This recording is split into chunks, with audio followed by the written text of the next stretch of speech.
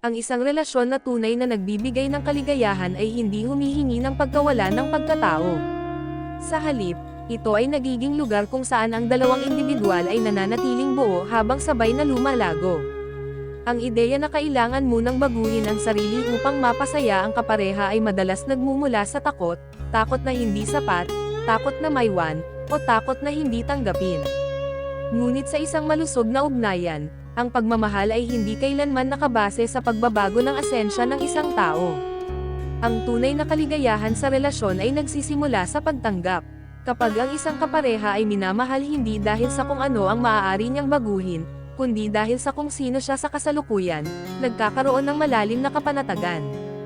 Ang ganitong uri ng pagtanggap ay hindi nangangahulugan ng pagsasantabi ng paglago, kundi ng pag-unawa na ang paglago ay hindi dapat pilit o sa pilitan. Maraming relasyon ang nauubos sa tahimik na pagod dahil sa patuloy na pagsisikap na maging iba, para lamang mapanatili ang saya. Sa una, maaaring mukhang maliit ang mga pagbabagong ito, pagpigil sa sariling opinyon, paglimot sa mga hilig, o unti-unting paglayo sa sariling pagkatao. Ngunit sa paglipas ng panahon, ang mga maliliit na sakripisyong ito ay nagiging dahilan ng kawalan ng balanse sa relasyon.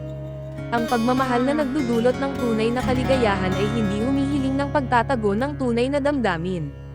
Sa halip, hinihikayat nito ang pagiging tapat. Kapag ang isang tao ay malayang na ipapahayag ang sarili ng walang takot na husgahan o iwan, nagiging mas matatag ang pundasyon ng relasyon.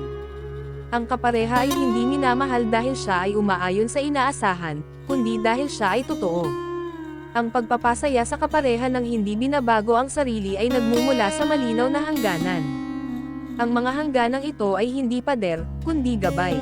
Ipinapakita nito kung saan nagtatapos ang sakripisyo at nagsisimula ang respeto sa sarili.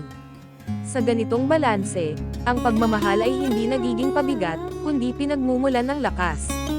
Kapag ang dalawang tao ay komportable sa kanilang sariling pagkatao, ang relasyon ay nagiging mas payapa.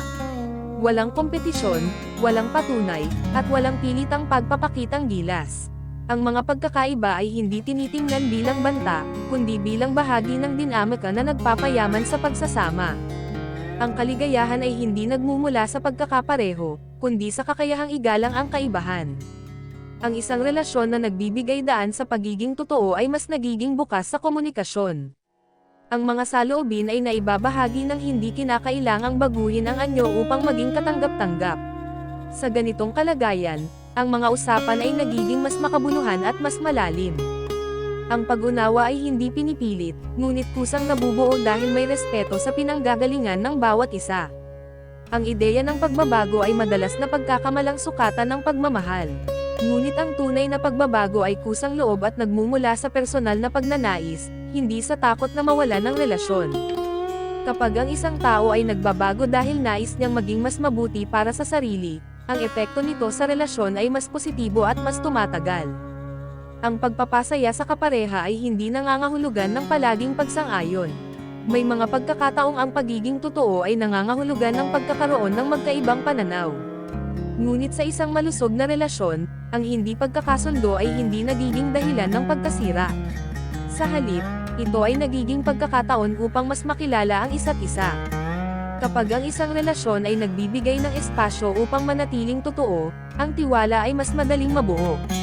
Walang pangangailangang magkunwari o magtago. Ang presensya ng bawat isa ay nagiging sapat, at ang kaligayahan ay hindi na hinahanap sa labas ng relasyon. Ito ay natural na umuusbong mula sa loob. Ang mga relasyong matibay ay yaong may malinaw na pagkilala sa sariling identidad ng bawat isa. Ang pagmamahal ay hindi nagiging dahilan upang mawala ang sarili, kundi nagiging tulay upang mas makilala ito. Sa ganitong konteksto, ang relasyon ay nagiging lugar ng paghilom at hindi ng pagkakit. Sa paglipas ng panahon, ang pagpapasaya sa kapareha ng hindi binabago ang sarili ay nagiging mas malinaw bilang isang anyo ng pagmamahal na may malalim na respeto. Ang bawat kilos ay nagmumula sa kusang loob na pag-aalaga, hindi sa obligasyon. Ang kaligayahan ay hindi hinahabol, sapagkat ito ay kusang dumarating.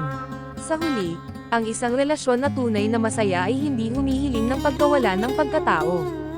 Ito ay umiiral sa pagitan ng dalawang taong buo, handang magmahal ng hindi isinasakripisyo ang sarili. Sa ganitong ugnayan, ang pagmamahal ay nagiging tahimik ngunit matatag, simple ngunit malalim, at higit sa lahat, totoo.